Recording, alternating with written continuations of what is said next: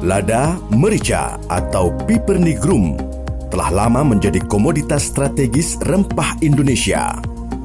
Lada telah dibudidayakan di Indonesia bahkan sejak zaman kolonial Belanda yang diperdagangkan hingga ke Eropa.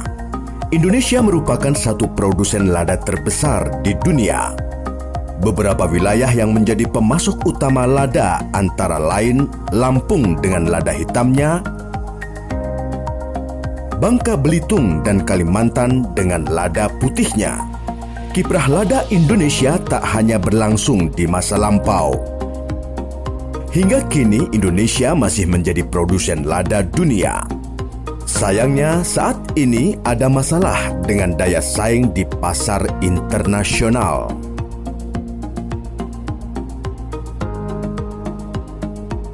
Melalui Peraturan Menteri Pertanian Nomor 50 Tahun 2015 tentang produksi, sertifikasi, peredaran dan pengawasan benih tanaman perkebunan, pemerintah mencoba bangkit melalui inovasi teknologi, terutama dalam pembuatan benih. Melalui inovasi ini pula, masa panen lada pun menjadi lebih singkat. Jika sebelumnya diperlukan waktu 6 tahun, dengan benih blok penghasil tinggi dan telah disertifikasi, kini menunggu masa panen cukup dengan 3 tahun saja.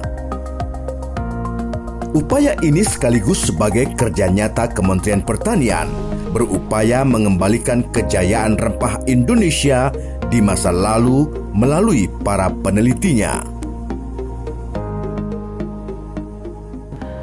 Kita punya varietas-varietas lada yang di samping tahan penyakit seperti Natar 1 dan Natar 2 juga produktivitasnya cukup tinggi.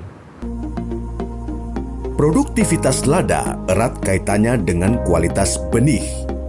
Benih unggul lada di Lampung saat ini adalah Natar, Petaling, dan Bengkayang. Ketiganya dikembangkan pada kebun lada induk mini di Natar dan Sukadana, Lampung. Benih hasil inovasi ini dikenal dengan istilah blok penghasil tinggi, lengkap dengan sertifikasinya.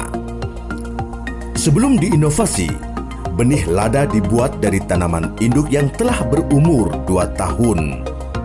Namun cara ini telah ditinggalkan karena selain memakan waktu yang lama, juga memerlukan lahan yang luas. Kebun induk mini dapat dibuat pada lahan kecil, namun dapat menampung banyak tanaman yang kelak dapat menghasilkan sumber benih. Kebun induk mini sederhana dapat dibuat dalam greenhouse dengan menggunakan paranet, baik untuk atap atau dinding. Tanaman induk lada ditanam dengan jarak 20 x 25 cm. Dengan begitu, untuk luasan 1 meter persegi dapat menampung 20 tanaman induk. Setiap tanaman induk diberi tiang peralon.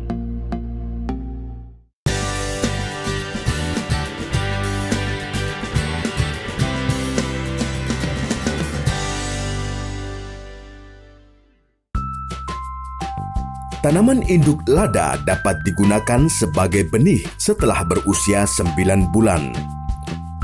Lebih cepat dibandingkan tanaman induk yang ditanam di lahan yang memerlukan waktu sedikitnya 2 tahun. Kelak dari tanaman induk ini akan menghasilkan 3 jenis sulur. Jadi di tanaman lada itu ada 3 sulur ya. Yang pertama sulur panjat ya. Sulur panjat itu biasanya ada akar lekat seperti ini. Nah ini dia melekat di batang. Nah ini sulur panjat. Nah ini setelah itu ada sulur gantung ya. Sulur gantung. Nah sulur gantungnya seperti ini. Nah ini dia menggantung. Nah dia ada akar lekatnya juga. Nah yang ketiga sulur cacing. Dia biasanya ke bawah gitu, ke bawah dia merambat ke tanah gitu. Kalau sulur cacing seperti itu. Yang terbaik digunakan untuk bahan tanam sebagai bahan stek untuk bahan tanam itu yang sulur panjat. Ciri sulur panjat adalah memiliki cekatan, sedang sulur gantung tidak. Karenanya sulur gantung ini lebih digunakan sebagai bahan benih jenis perdu yang tidak memerlukan tiang penegak. Sedangkan dari benih sulur panjat, media tanamnya memerlukan penegak. Di Lampung, tiang penegak sulur panjat menggunakan pohon jarak, di mana masyarakat sekitar menyebut sebagai pohon dadap. Benih lada sulur panjat saat ini masih menjadi primadona bagi petani lada di Lampung. Berdasarkan PP nomor 50 tahun 2016, kita sudah ditetapkan oleh Kementerian sebagai blok penghasil tinggi menjadi sumber benih untuk rekan-rekan yang ada di Lampung khususnya dan Indonesia pada umumnya. Jadi berdasarkan PP itu, pemerintah sudah menjamin kita memiliki sumber yang betul-betul unggul. Jadi blok berpenghasilan tinggi ini kita jadikan sumber benih yang betul-betul bukan untuk jadi kebun berproduksi. Jadi buahnya pun kita buang. Jadi yang kita ambil adalah rata-rata dari sulur panjatnya, kita jadikan sumber benih dengan metode satu ruasan. Kami dari hasil blok berpenghasilan tinggi ini kami menjual benih dengan harga 5.500 per polybag. Kalau benih biasa ya banyak Pak, mulai dari 2.500 pun ada. Itu harganya lebih murah, tapi cenderung kita memakan waktu sampai dengan 6 tahun, 7 tahun baru bisa menghasilkan produksi yang maksimal. Kalau kita berbicara tentang masalah perbenihan, kata kunci dari sini adalah tingkat keberhasilannya yang tinggi kalau seandainya itu diimplementasikan di lapangan. Kemudian yang kedua, benih tersebut sehat, kemudian diproduksi dengan cepat. Yang ketiga, produksi yang dipercepat itu bisa dihasilkan dalam jumlah yang besar dalam waktu yang sesingkat-singkatnya.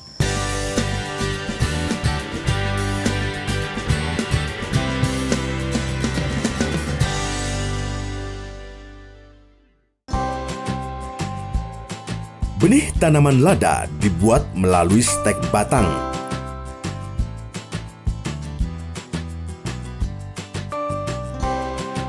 Polybag dengan media tanah biasa, tanah yang sudah difermentasi dengan pupuk serta sekam.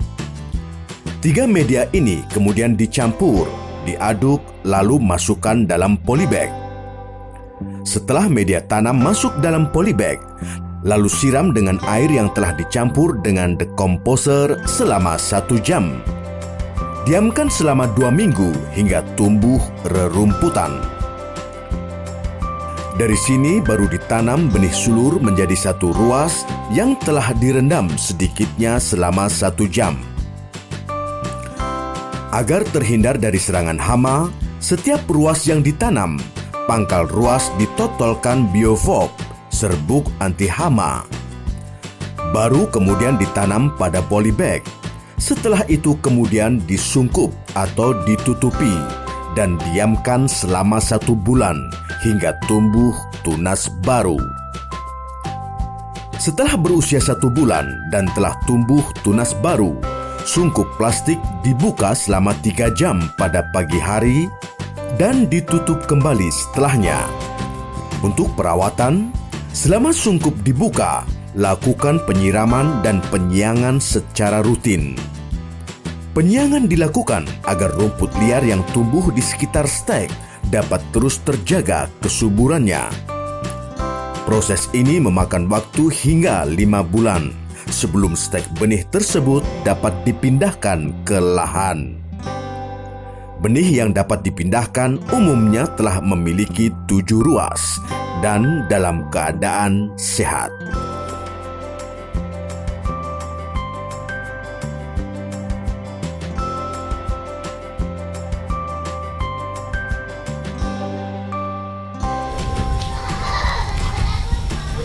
Ini adalah benih lada yang sudah disertifikasi oleh BP2MB, yaitu lada biru.